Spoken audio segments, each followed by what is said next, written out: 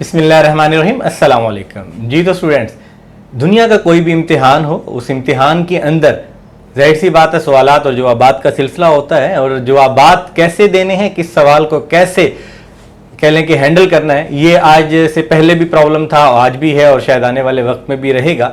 और इम्तिहानात के अंदर से अगर हम बात करते हैं तो सबसे जो ज़्यादा सामना करते हैं इम्तिहानात का वो होते हैं हमारे तलबा, और तलबा में भी अगर हम बात करें तो सबसे ज़्यादा टेक्निकल जो इम्तिहान होता है वो होता है सब्जेक्ट बायोलॉजी का।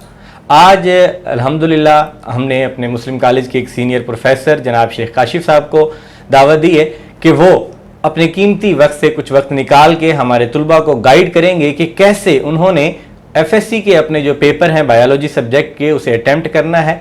आइए हम सर से जानते हैं कि बायोलॉजी पेपर के कितने हिस्से होते हैं और किस हिस्से को कैसे अटैम्प्ट करना चाहिए। जी अस्सलाम वालेकुम काशिफ भाई। वालेकुम सलाम। कैसे हैं काशिफ भाई? खैरियत से? अल्हम्दुलिल्लाह ठीक है, आप कैसे हैं? अल्हम्दुलिल्लाह। एक तो बड़ी मेहरबानी काशिफ भाई कि आपने टाइम निकाला।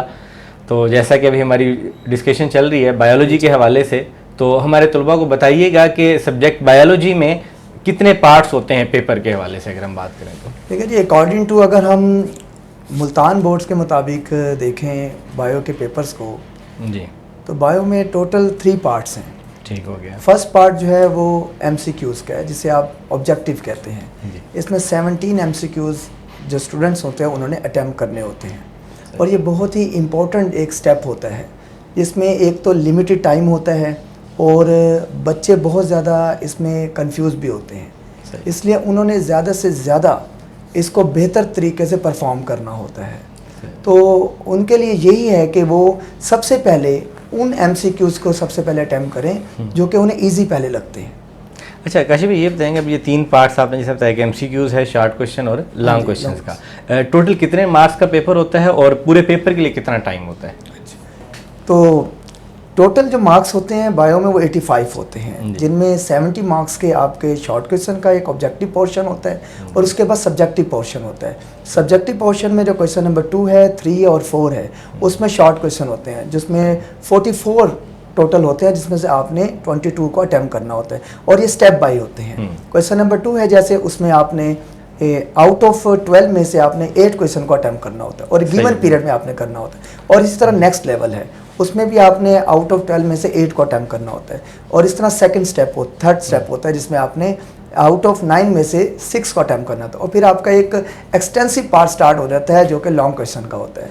वो आपने आउट ऑफ 5 में से 3 पार्ट को आपने सेलेक्ट करना होता है, उससे आपने गिवन टाइम के अंदर उसके आंसर प्रोवाइड करने होते हैं। अच्छा काशिफ भाई, ये बताएंगे अब जो पहला पार्ट आपने जिस तरह बताया कि MCQs का है, अब 17 MCQs हैं जी, तो 17 MCQs के लिए टाइम कितना होता है और कैसे हम लोग अपना उस टाइम को मैनेज करें कि हम उसमें ये 17 MCQs को अटेम्प्ट कर सकें? 17 जो MCQs हैं, अब ये कोई रॉकेट साइंस तो नहीं है कि आप बच्चा फ़ौरन उसको अटैम्प्ट कर ले, कोई इतना ज़्यादा टाइम भी नहीं दिया जाता इसके अंदर। थोड़ा सा गिवन टाइम होता है, 20 मिनट्स मैक्सिमम होते हैं। और बच्चों को ये चाहिए, स्टूडेंट्स को ये चाहिए कि सबसे पहले वो उन MCQs को अटैम्प्ट करें जो उनको ईजी लगते हैं पहले, ना घबराएं उसके अंदर। जो उनको मुश्किल लग रहा है उसे स्किप करके आगे बढ़ें पहले, ना वो घबराहट का शिकार हों। पहले उनको बेहतर तौर पर उनको सेलेक्ट करके उनको वो टिक कर लें, उसके बाद जो उनको मुश्किल लगते हैं और वो कोशिश करें कि 30 सेकेंड्स मैक्सिमम में वो उसको अटैम्प्ट करने की कोशिश करें, तो उनके लिए वो बेहतर हो जाएगा। अच्छा, बात का ऐसा होता है कि हमें बिल्कुल ब्लाइंड हो जाते हैं, कुछ चीज़ें ऐसी होती हैं, मेरी बात है होता तो सिलेबस से ही है पेपर, लेकिन नज़र से गुजरा नहीं होता या गुजरा होता तो उस वक्त माइंड में नहीं आ रहा होता है। तो अब उसको आंसर तक पहुंचने के लिए हमें कौन से कह लें मेथड अडॉप्ट करना चाहिए कि हम एग्जैक्ट आंसर तक पहुंच जाएं? क्योंकि स्टेटमेंट पढ़ के तो हमें नहीं आया कि ये क्या था। जी, जैसे ये सबसे अहम इम्पोर्टेंट पॉइंट भी है बच्चों के लिए भी, स्टूडेंट्स के लिए, क्योंकि आपको जो भी एक पॉइंट दिया जाता है, क्वेश्चन दिया जाता है, MCQs दिया जाता है, उसके 4 ऑप्शंस होते हैं। सबसे पहले कि आप देखें कि आपको जो स्टेटमेंट दी गई है वो स्टेटमेंट कौन से MCQs के साथ रेलिवेंट जा रही है। आप उनको पढ़ें एक दफ़ा गिवन टाइम में, ना ही ज़्यादा घबराएं और ना ही ज़्यादा टाइम लें। इन शॉर्ट टाइम में आप पूरे 4 स्टेप को आप देख लें, पॉइंट को देख लें, MCQs को देखें, उसके बाद आप देखें कि ये रेलिवेंट कौन सा है इसमें से और इरेलीवेंट कौन सा है, और उसके बाद आप उनमें से जो आपको 50-50% आप कर लें कि इनमें से ये होगा, ये हो सकता है, तो हम उन 2 में से भी आप देखें कि रेलिवेंट कौन सा, उसको आप ईजी होके अपने माइंड को यूज़ करके, शार्पनेस यूज़ करके आप उसको सेलेक्ट कर सकते हैं ईजीली। अच्छा, कुछ सब्जेक्ट जिस तरह हम बाकियों को देखते हैं ना, मैथमेटिकल होते हैं या फिजिक्स में, तो वहाँ टेक्निकल होते हैं, सोल्यूशन बेस होते हैं। बायोलॉजी के अंदर नॉर्मली कहा जाता है कि वो मेमोरी बेस होती हैं ज़्यादा चीज़ें। ऐसा ही है क्या बायो में भी ऐसा क्वेश्चन होता है कि जो टेक्निकल होता है, सोल्यूशन के बाद आंसर तक पहुँचना होता है? जी, जैसे कि मुल्तान बोर्ड और बाकी बोर्ड्स के में भी काफ़ी सालों से ये ऐसे चल रहा है कि वो इस तरह के क्वेश्चन दे रहे हैं कि बच्चों को थोड़ा सा मेंटली तौर पर ऑब्जर्व किया जाए, साइकोलॉजिकली डिस्टर्ब किया जाए। होते क्वेश्चन वही हैं, आंसर वही होते हैं, लेकिन वो स्टेटमेंट ऐसी बना देते हैं, एनालिटिकली टाइप बना देते हैं, थोड़ी सी मुश्किल बच्चों के लिए बना लेते हैं। इवन कि बच्चों को वो क्वेश्चन आ रहा होता है, उसका आंसर ही पता होता है, लेकिन वो उस स्टेटमेंट को समझ नहीं पाते सही तरीके से। तो बाकियों की तरह बायो में भी ये चीज़ है कि आपको सिर्फ थ्योरी नहीं है कि आपने जस्ट क्वेश्चन पढ़ लिया तो आपने उसका आंसर दे देना है। तो आपको पता करना पड़ेगा, कंप्रीहेंसिव आपने क्वेश्चन का आंसर देना है गिवन टाइम में। तो आपने कंप्रीहेंसिव ही आंसर देना चाहिए आपको, और ना ही ज़्यादा देना चाहिए ना ही कम देना चाहिए। जितना आपसे पूछा जाए आपने उतने अटैम्प्ट करना चाहिए। अच्छा, अब MCQs का मरहला हमारा कंप्लीट होता है, ये तकरीबन 20 मिनट्स इसमें चले जाते हैं। नेक्स्ट आ जाता है शॉर्ट क्वेश्चन का। अभी आप बता रहे थे कि 3 पार्ट्स हैं। जी जी। तो अब हमने एक पार्ट स्टार्ट किया, तो पहले उसको अटेम्प्ट करें, या हमें क्वेश्चन नंबर 2 के जो पार्ट्स, उसमें से जो पार्ट्स आ रहे हैं वो सारे पहले अटेम्प्ट कर दें? क्या मेथड होता है? जी, ये एक स्टूडेंट्स के लिए भी काफ़ी मुश्किल सा एक स्टेप है, समझ लें आप। जी जी। क्योंकि चाहिए तो यही होता है कि आप हर क्वेश्चन को स्टेप बाय स्टेप करें, आप खुद कंफ्यूज ना हो। ये ना हो कि आप क्वेश्चन नंबर 2 अटैम्प्ट कर रहे हो तो आप ये कि जी मुझे इसके 4 आते हैं, मैं 4 करने के बाद मैं क्वेश्चन नंबर 3 पे चले जाता हूँ, फिर आप खुद कंफ्यूज हो जाएंगे उसके अंदर। पहले जो आपको जो पोर्शन अच्छी तरह आता है, क्वेश्चन नंबर 2 आता है, 3 आता है, 4 आता है, तो आप पहले उसको सेलेक्ट करें और पहले उसको कंप्लीट करें। हाँ, उसमें से अगर कोई आपको नहीं आ रहा उसको स्किप करके आगे चलें, आपने टाइम को बचाएं, क्योंकि आपने गिवन पीरियड में आपने 22 क्वेश्चन को अटेम्प्ट करना होता है। तो आप जो क्वेश्चन आपको आ रहा है पहले वही करें और उसके मुताबिक चलें। ये ना करें कि मैं उसको छोड़ के अगले क्वेश्चन पे चल जाऊँ, वापस आगे कर दूंगा। तो जिस तरह आप खुद भी कंफ्यूज होंगे, जो पेपर चेक करोगे उसके लिए भी आप परेशानी का बाइस बन जाएंगे। अच्छा, अब क्वेश्चन नंबर 2 में हमने 8 कंप्लीट अटेम्प्ट करने थे आउट ऑफ 12 में, जैसा आपने बताया। अब अगर 8 नहीं आ रहे स्टूडेंट को, तो उसने 6 आ रहे हैं, वो 6 करके वो 2 की स्पेस छोड़ के आगे चला जाएगा, या क्या उसको अपनाना चाहिए? देखिए, सबसे पहले तो ये होना चाहिए कि उसको वही स्टूडेंट को क्वेश्चन अटेम्प्ट करना चाहिए जो उसको सबसे पहले अच्छी तरीके से आता है, जो कम्प्रीहेंसिव आंसर है, जो उसको बेहतर पता है कि वो कर सकता है। उसके बाद अगर उसको कोई क्वेश्चन एक नहीं आ रहा, इसका आंसर उसको 100% नहीं है, 30% आ रहा है, तो उसको चाहिए कि उसको अभी स्किप कर दे, कुछ लाइंस को छोड़ दे, आगे ऐड चले, ताकि आगे चले उसका टाइम न ज़ाया हो, क्योंकि टाइम बहुत उस पर प्रीशियस होगा उनके लिए, स्टूडेंट्स के लिए, क्योंकि उन्होंने गिवन टाइम में 22 क्वेश्चन को अटेम्प्ट करना होता है। अच्छा, ये बताएं काशिफ भाई कि बात का ऐसा हम सवाल में फंस जाते हैं, बिल्कुल ब्लाइंड हुए खड़े होते हैं या कंफ्यूज हो रहे होते हैं, तो ऐसी सिचुएशन में किस तरह अपने आप को? डेफिनेटली ये तो हमारे साथ भी होता है, जब हम पढ़ते थे हमारे साथ भी ये बहुत बड़ा प्रॉब्लम था कि एकदम हमारे स्किप हो गया माइंड से। ये नेचुरल प्रॉब्लम है, ये हो जाता है। तो मेरा तो एडवाइस यही है कि जो मैंने भी अपने लाइफ में सीखा हुआ है, अगर आप किसी क्वेश्चन में फंस गए हैं, आप घबराहट का शिकार हो गए हैं, आपको नहीं आ रहा, तो कोशिश यही करें कि आप अभी उसको स्किप कर दें। आप अपना टाइम वहाँ पे ज़ाया ना करें, आप बल्कि आगे बढ़ें। आपको आहिस्ता आहिस्ता कुछ सवालों के जवाबों के अंदर भी शायद उसकी कोई लॉजिक आ जाती है उस सवाल की, तो आप वापस आके उसको अटेम्प्ट कर लें, ये ज़्यादा बेहतर होता है, बजाय इसके कि आप वहाँ बैठ के वो टाइम ज़ाया करें और उसी क्वेश्चन को लेके आपके 5, 10, 15 मिनट्स आपके वेस्ट हो रहे और आपको वो फिर भी ना आए, उसका कोई फ़ायदा नहीं है। तो आप उसको स्किप करें और आगे की तरफ चलें। अच्छा, यहाँ ना काशिफ भाई एक चीज़ मैं खुद पढ़ता था तब मैंने फेस की, अब स्टूडेंट भी फेस कर रहे होते हैं, आप बीइंग अ टीचर और पेपर बनाते भी हैं।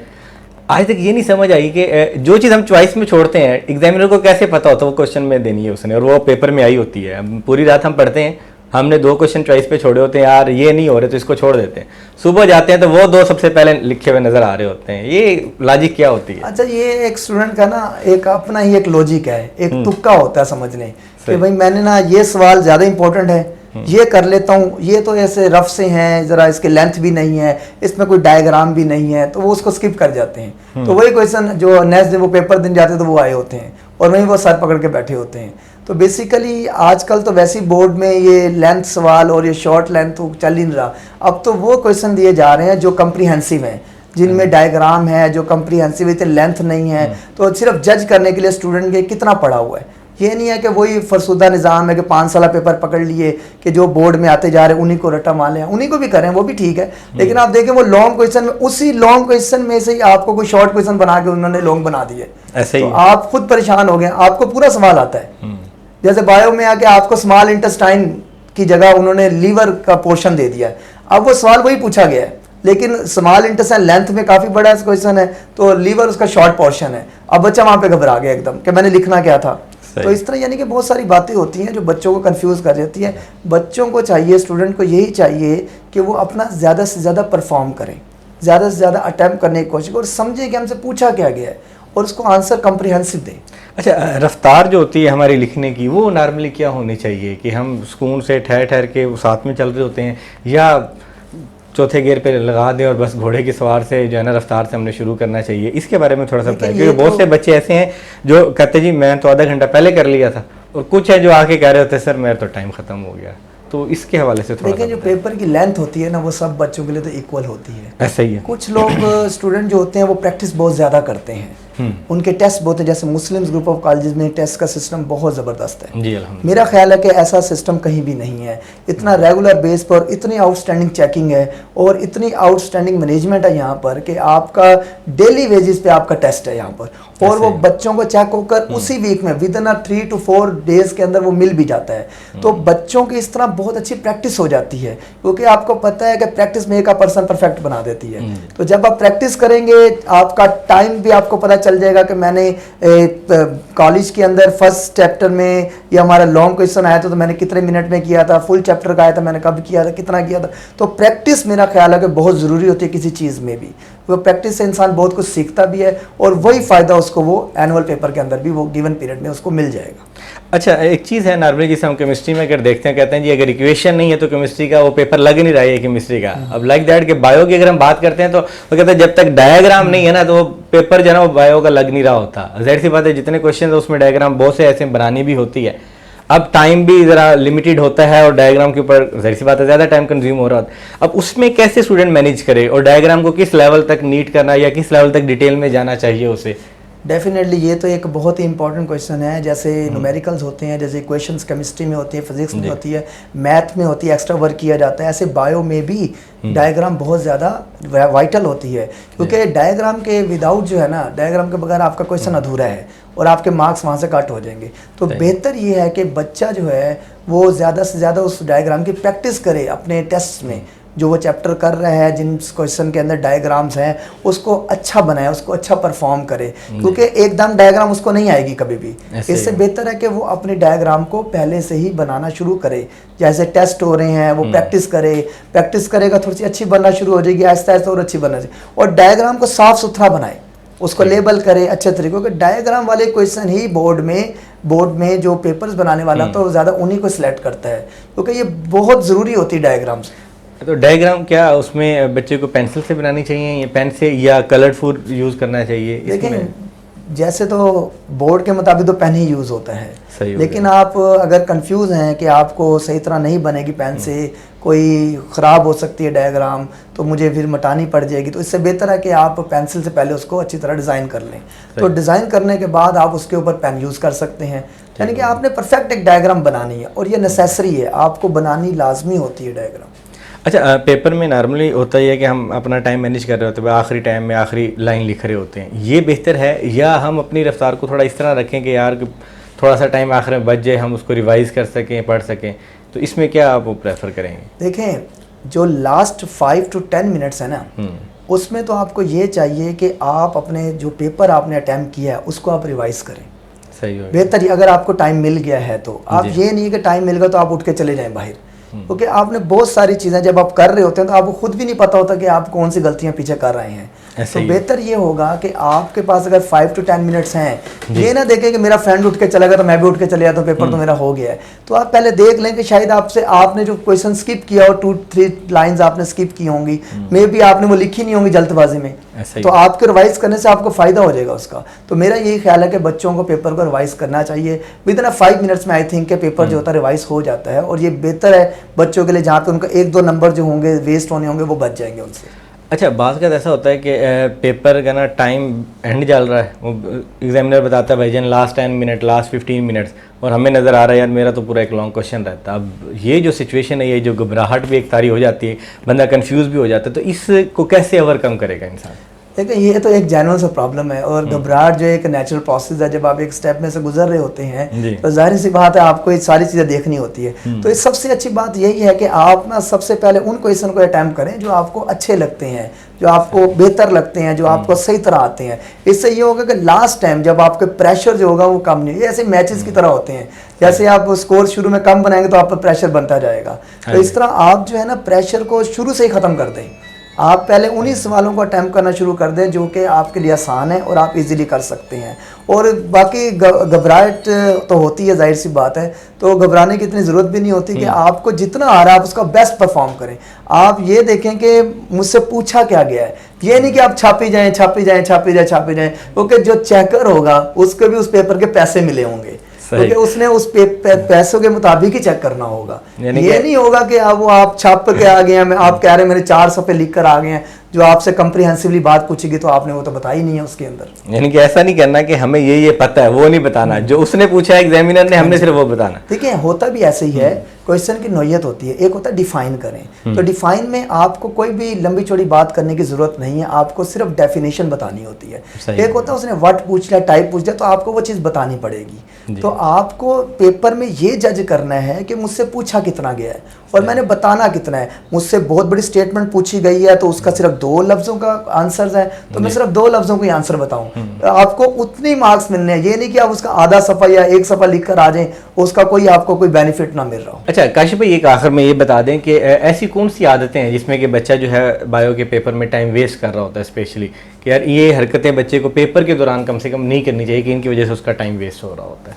ये सबसे अहम तरीन आपने जो है ना क्वेश्चन उठाया है। जो सबसे इम्पोर्टेंट बात है ना यहाँ पर वो ये है कि बच्चे को ये चाहिए कि उसने पेपर को अटेम्प्ट कैसे करना है। सही। दूसरी बात ये है कि वो क्वेश्चन की नौयत को देखे, कि स्टेटमेंट को देखे, क्या है कि मुझसे पूछा कितना गया है। अक्सर बच्चे ऐसे होते हैं जो एक्स्ट्रा ओवर अपने यानी कि राइटिंग करना लिखना शुरू कर देते हैं कि शायद मैं इतना लिखूंगा मुझे उसके ज़्यादा फ़ायदा हो जाएगा, हालांकि उसका कोई ताल्लुक ही नहीं होता उस क्वेश्चन के साथ। तो आपसे जितनी स्टेटमेंट पूछी गई है आप उतना ही बताएं। सबसे बेस्ट यही है कि आपका टाइम भी बचेगा, आपकी स्पीड भी बढ़ेगी, और दूसरा ये है कि आप वक्त से पहले पेपर भी अटैम्प्ट कर लेंगे और आप उसको दोबारा रिवाइज भी कर सकेंगे, और रिवाइज करने से आपको फ़ायदा भी मिल जाएगा बहुत ज़्यादा। और कुछ बच्चे ऐसे होते हैं बैठे रहते हैं, वो एक क्वेश्चन को लेके बैठ जाते हैं और वो उसी को ही देखते रहते हैं कि मुझे ये आएगा तो मैं आगे बढ़ूंगा। हालांकि ऐसा नहीं है, उन्हें चाहिए कि उसको स्किप करें और आगे बढ़ें ताकि उनका टाइम भी ना वेस्ट हो और वो अपने गिवन पीरियड में उसको अटेम्प्ट भी कर सकें। चलें, थैंक यू काशिफ भाई। जैसा कि तलबा आपने देखा कि आज हमने सीखा है कि हम बायो के पेपर में कैसे अपना टाइम मैनेज कर सकते हैं, हमें पेपर अटैम्प्ट कैसे करना चाहिए, कौन सी ऐसी गलतियां हैं जिससे हमें बचना चाहिए, कौन से मेथड हैं कि जिसको अडॉप्ट करके हम ज़्यादा कह लें कि अपनी यील्ड बढ़ा सकते हैं। जैसा कि सर ने कहा कि जिन एग्जाम्पल जो सर हमें दे रहे थे मैच के हवाले से कि जहाँ आपने रन लेने हैं तो आपने ये देखना है कि मुझे रन ज़्यादा चाहिए तो मुझे क्या करना चाहिए। लाइक दैट के पेपर के अंदर भी जिन क्वेश्चंस के नंबर ज़्यादा आप कोशिश करें उनको पहले अटैम्प्ट कर लें, या जिनके नंबर्स 2 नंबर हैं या एक बात पूछी है तो जितना आपसे पूछा जा रहा है आप जस्ट उतना बताते चले जाएं, ताकि आखिर में ऐसा ना हो कि आपका टाइम ख़त्म हो जाए, आपका नॉलेज भी पड़ा है, आपके क्वेश्चन भी पढ़े हैं। और बात का तो ऐसा भी होता है कि जब हम एक्स्ट्रा लिख रहे होते हैं तो आखिर में शीट्स जो हैं वो कंप्लीट हो चुकी होती हैं, तो बोर्ड में जैसा कि आप सब जानते हैं एक्स्ट्रा शीट नहीं मिलती।